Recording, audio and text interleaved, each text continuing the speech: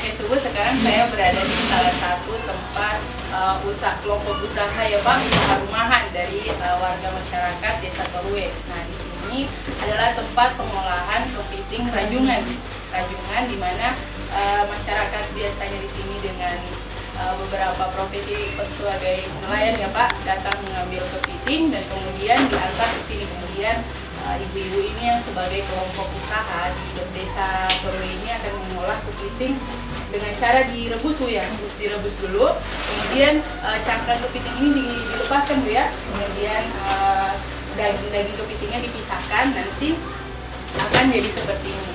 Nah kita lihat prosesnya.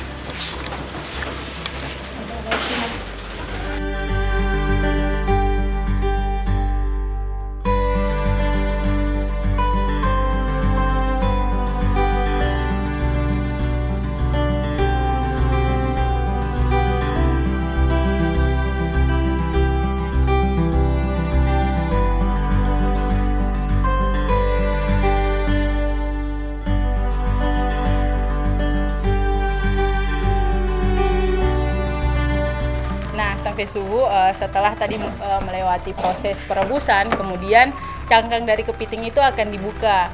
Nah jadi kayak gini kan, yang bagian-bagian dari isinya itu dilepaskan. Nah ada bagian-bagian capit ini, terus bagian-bagian dadanya Bu ya.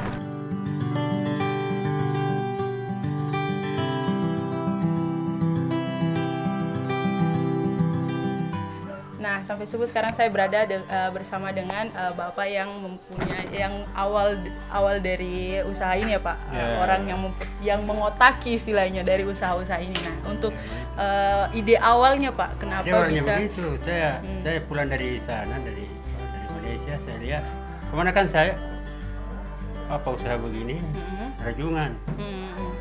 Ya, ada ide dia untuk saya pulang. Kalau coba survei dulu di bagian Ampana lalu kan. Iya. Ya, saya berpikir kenapa di daerah Sulawesi Tengah ini tidak ada apa rajungan. Penangkapan begitu. Oh berarti dulunya di sana kerjanya rajungan di Malaysia? Tidak. Oh ya biasa tenaga TKI begitu. Iya. Kurasa. Saya survei di sana dari saya dulu dari Ampana, saya survei sambil membawa itu alat pukat. Iya. Kalau jam 3 sore saya pasang. Tidak puas. Saya lari ke sana ke apa? Dia bilang orang di Bulano banyak waktu itu. Saya ke Bulano lagi waktu itu. Bulano.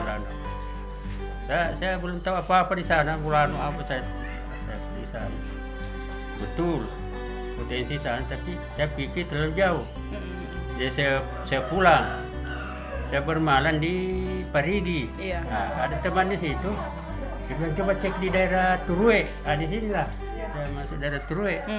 Coba cek di sana. Saya cek di sana, ya kebetulan jumpa sama itu, siapa Rusli. Dia bilang betul ada di sini begitu. Jadi besoknya saya pasang. Banyak betul memang, banyak waktu itu. Banyak kepitingnya pada saat itu. Jadi 10 set itu saya bawa lalu itu ada kira-kira ya kurang lebih 11 kilo. Nah itu perhitungan begitu, kalau 10 set 11 kilo itu banyak sudah itu. Iya betul. Memang ternyata di sini ada dulu, tapi tidak begitu paham mungkin. Iya. Ada PG, saya di belakang, itulah saya sampai sekarang terus begitu. Sampai sekarang ya Pak. Ya. Tapi bukan di sini saja saya. Oh bukan di sini saja. Ya kadang-kadang kalau kurang di sini saya ke saya segar pesona. Kadang-kadang saya satu bulan di situ, kadang-kadang begitu. Pernah saya juga ke Moto, pernah juga saya. Ya begitu, saya bolak-balik begitu. Nah, untuk harga jual dari kepiting ini dia bagaimana Pak? Dia per mikaka atau per kilo? Tidak. Dulu waktu pertamanya dihitung begini. Memang dia ini lain harganya macam jumbo ini kan? Iya. Jumbo namanya ini. Lain harganya itu. Kalau sepsia lain lagi harganya. Ada lagi klomit. Klomit itu kan daging coklat. Iya. Ya, nah itu lain lagi harganya. CM lain lagi harganya. Berarti harganya sesuai dari jenis kepitingnya? Sesuai dari jenis kepitingnya. Baru sekarang mungkin perusahaan sudah ribut begitu. Jadi sekalian di total ini berapa, langsung mungkin berapa jenis. Mungkin begitu saya rasa. Ya sekalian satu harga berapa begitu. Iya. Begitu dia sekarang. Kalau untuk penjualannya berapa kalau Bapak? Kalau untuk penjualannya sekarang ini satuan ini 180 sekarang. Sebab musim sekarang kan musim pandemi. Iya betul. Jadi Wuhan sekarang kan tidak Iya betul. terlalu menerima Cina, tidak belum membuka dia punya kerang apa namanya. Iya betul. Ya begitu kira-kira.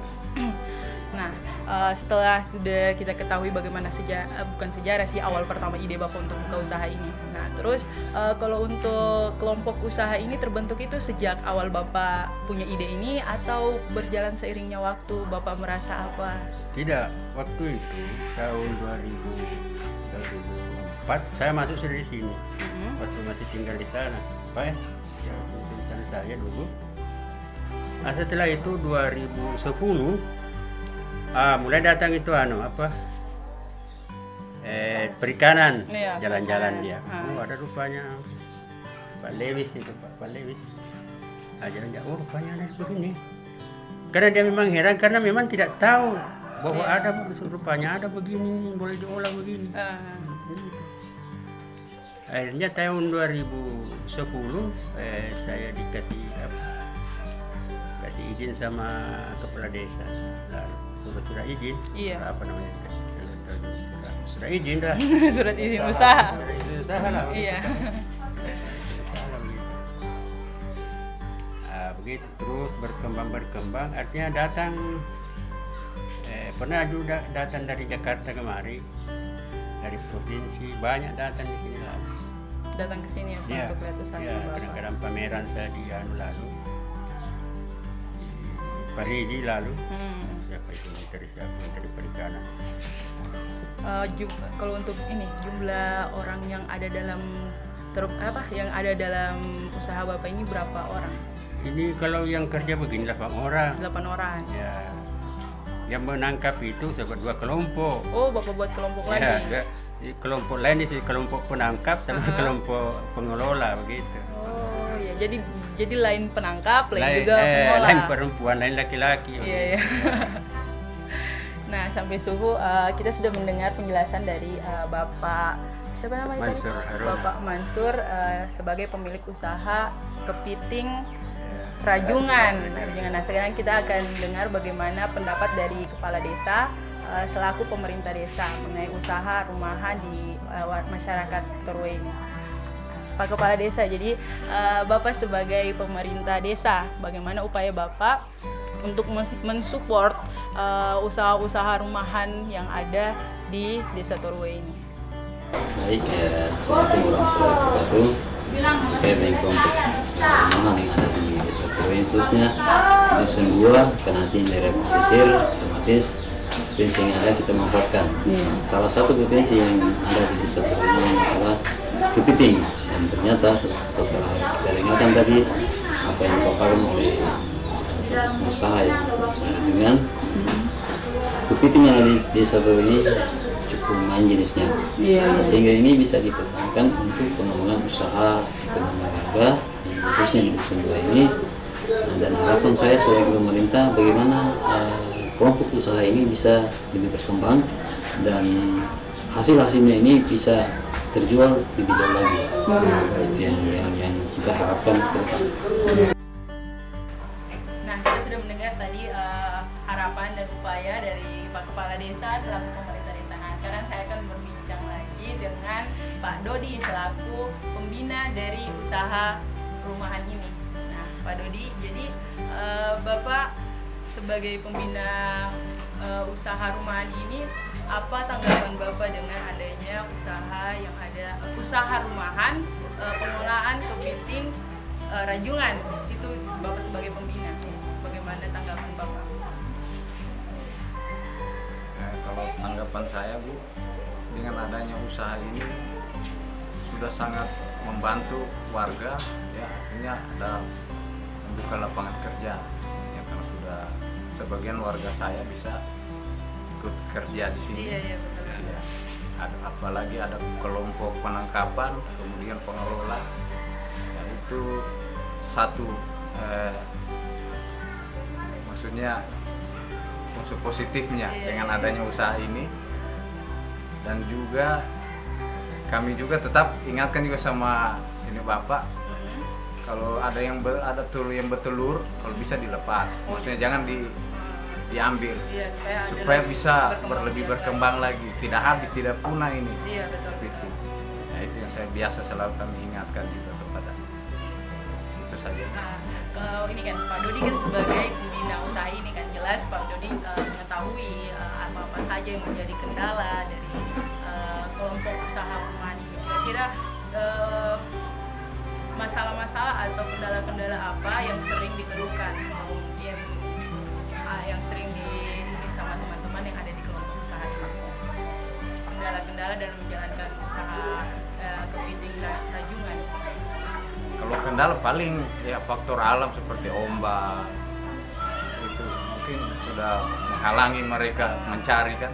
Apalagi seperti saat ini ada wabah ini, corona. Ya, faktor penjualan berat.